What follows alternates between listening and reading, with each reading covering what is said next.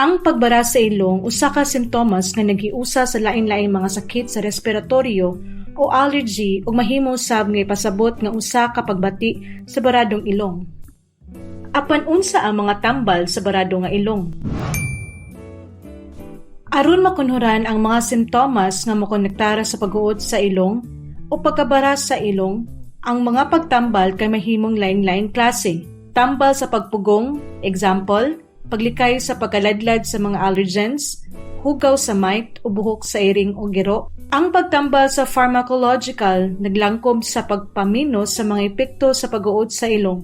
Pinaagi sa paggamit sa mga tambal sama sa phenylephrine, oxymetazoline, o intranasal corticosteroids. Surgical nga pagtambal kung ang agianan sa hangin pinaagi sa mga lungag sa ilong gipungan sa usa ka mechanical nga obstruction sama sa polyposis sa ilong o neoplasma.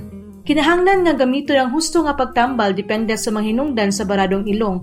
Tungod kay kini nga simptomas kanunay nga wala magtukod sa husto nga pagginhawa sa ingong hinungdan sa mga problema sa pagginhawa sa baba. Magkita ta sa Med4Care.